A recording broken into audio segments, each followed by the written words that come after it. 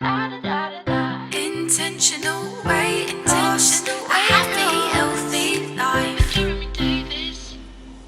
Hello there and welcome to the next session in the Lose Weight for Good programme. This one is going to be based very much around food groupings, and so it's one of the few sessions that we need to do about food groups, but I really do need you to take some pretty significant notes at this point.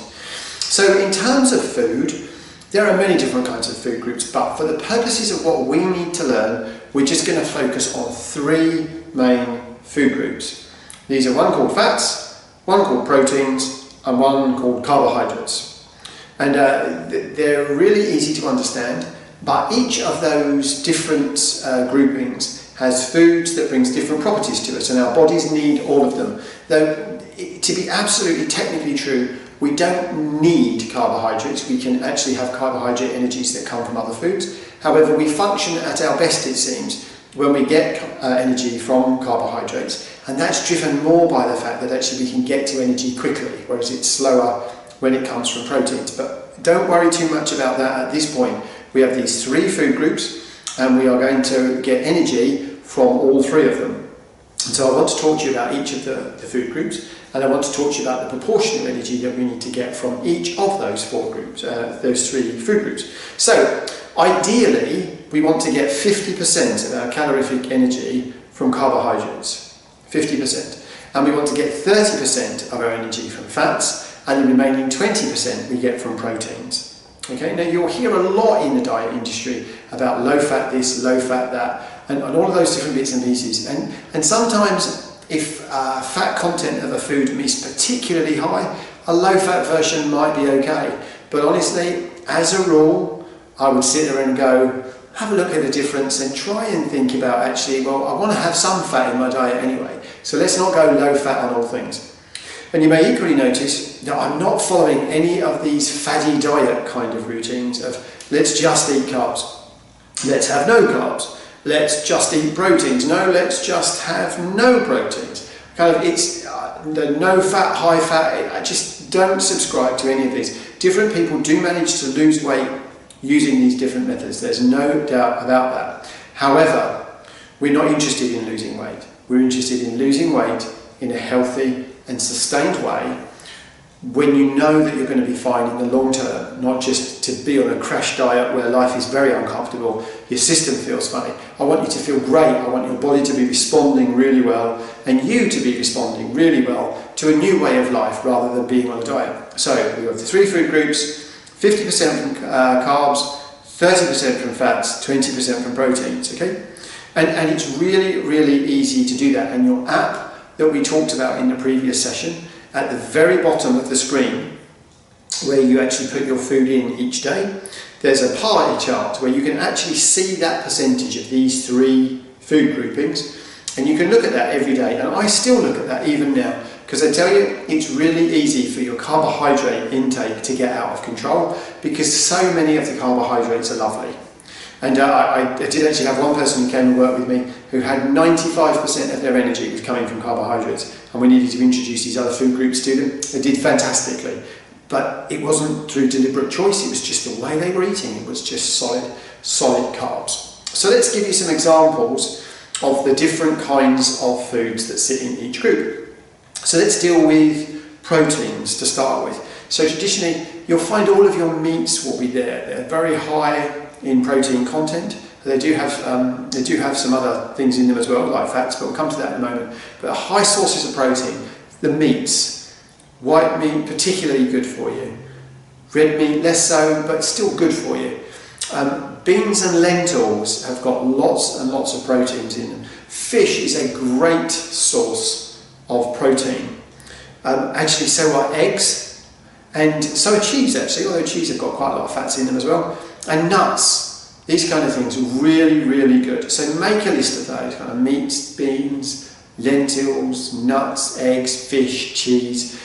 Have a list of those things and see where you're getting your sources of protein from, because they're really important. And then you get to the fat group. So fats, actually get quite a lot of fats in avocado, but there's quite a high fat content in cheeses, obviously oils, fatty meats. There's quite a lot of fat in nuts as well. Eggs have got quite a lot of fats in them as well, and so have chocolate. And I put chocolate on there deliberately because even now, because I'm balanced in what I eat, there's nothing I can't eat, and I have chocolate most days of my life.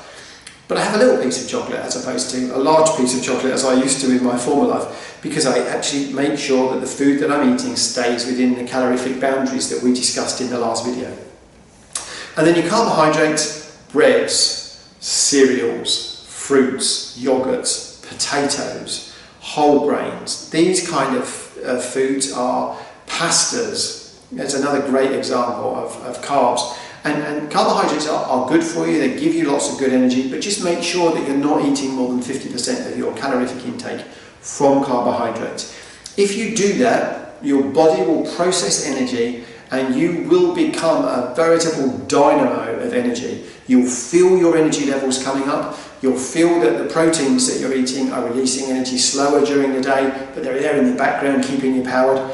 Make sure that you keep this 50-30-20 routine pretty close. You don't have to be a slave to it, but do make sure you're staying. I always kind of make sure that I'm staying inside 5%.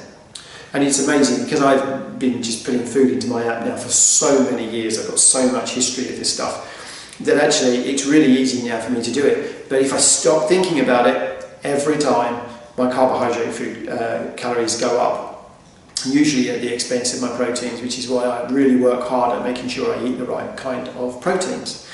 The other thing that I make sure that I do now is that historically, when I was very large, every meal used to be an individual meal. I used to have, what did I want for breakfast? What did I want for lunch? What did I want for dinner? And now I'm much more focused on the fact that I have a certain amount of calories for the day. And how am I going to spread those out for the day?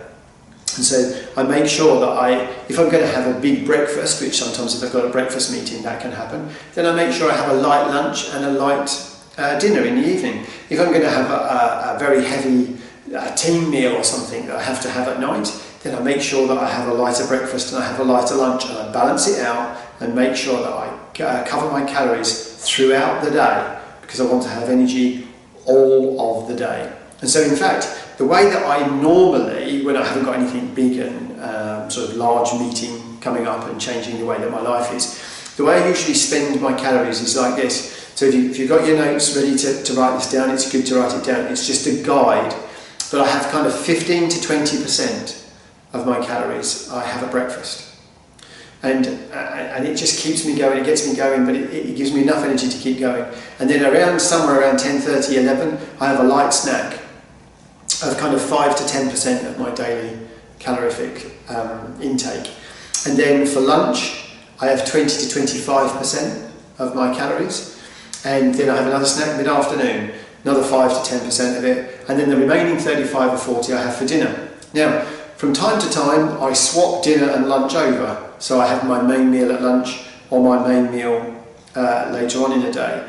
But I try and make sure that I'm always operating in these boundaries. Now, from time to time, I do have to have the odd day where I go over calories, and then if I do that, I make sure I just catch it up during the rest of the week. So what I've done is I've changed my planning focus of my food from, it's food time, let's eat what I like, to normally it's kind of, let's just make sure we're keeping balanced in the day. But if the day has got a bit difficult, I certainly make sure that I have not overeaten in the confines of looking over the course of the week. So I plan much, much better. So what the data that's going to be building up for you in your app is going to give you to do, it's going to give you knowledge. It's going to give you knowledge about actually how much have you eaten, not how much do you suspect you've eaten, but how much have you eaten. And you'll be able to plan in exactly the same way. Now, we didn't cover it in the last video in great detail, very deliberately, because it was very heavy on numbers and sums and all of that kind of stuff. But when you prepare your food, so when you weigh your cereals in the morning, it's so important that you actually do weigh them. And over time, you will get a little bit better at being able to intuitively know how many grams of what it is that you're having. But you must measure it. When we do these as live sessions, we play a game at this point where we go to the kitchen, and I'd encourage you to go and do this, where we go and get a cereal packet and we try and just guess how many grams of cereal we've been pouring out. And usually, most people are between 20 and 50% out. And I have yet to have a person that was 20 to 50% out because they put too little in the bowl. Every single time when we play this game, every single person puts too much in the bowl. So there's no point writing it all down if you don't actually make sure that what you're recording is accurate. Make sure, really make sure that if you're having milk in your coffee or milk in your tea, that you record it properly. And I had an old friend of mine who I used to play golf with, and he'd be whacking along the fairways, and we'd get to the end of the hole and he'd taken 8. And I'd say to him, how many shots was that? To put it down on the card, to put the score down, and he'd go, yeah, that was 4, that was 4. And I'd go, okay, 4. And we'd write 4 down. And we'd get to the end of it, and he would usually win, and that was okay for me. But the only person that he was cheating was himself. And it's exactly the same for you when you write your food down. If you eat something and you don't write it down, you're still having the calories. You're just cheating yourself about why it doesn't happen. So you have to get into this routine and this discipline and this habit that if you've eaten something, you have to put it into your app. If you're going to eat something and you don't know exactly how many calories it is because it tells you on the packet, then you have to weigh it. And you want to minimise the amount of times when you don't, so when you're in restaurants and things, you just can't do that.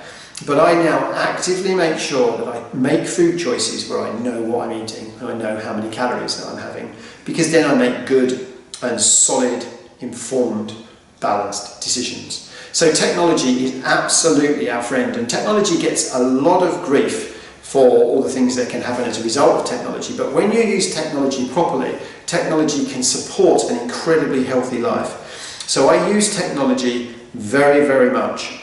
So I will absolutely make sure every time I eat, it's written down. I will make sure I look at that to make sure I'm keeping my balance right.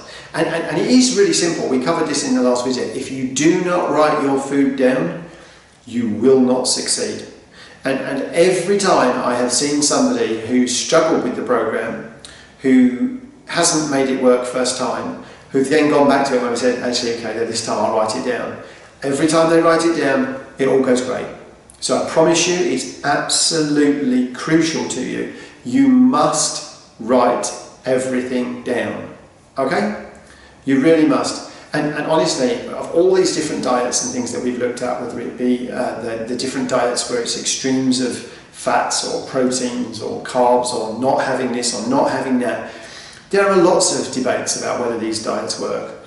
No study has ever come out with any doubt that just managing your calorie intake and managing your movement has not worked. There's never been a study that's ever been done, not one, that shows that this doesn't work. So I promise you, this works. Every scientific study proves this works. Every piece of experience I have from working with hundreds of people, this works. I promise you, if you can just get into the routine and the habit, it will work, and it will work really, really well. Now, we talked in the introductory videos about the fact that we were going to start working on habits for you. These are 2 of the first ones that you need, and they're vital that you put these into your routine. So make sure these 2 positive habits that we've discussed, writing everything down, must become a habit for you.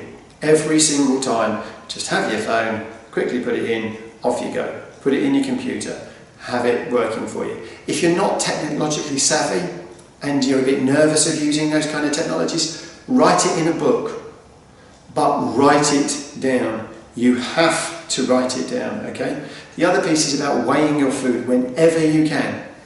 These 2 habits will keep you safe. And I just want to go back to really, when you're about to go over calories, when you're about to take that next mouthful that takes you over your calorie intake for the day, is it really worth it? If you think about all those ambitions and hopes and dreams and what you're trying to achieve and who you're trying to achieve it for, is it really worth it?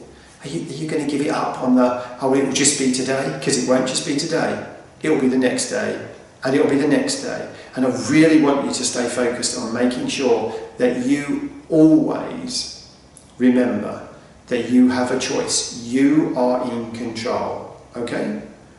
Absolutely, you are in control.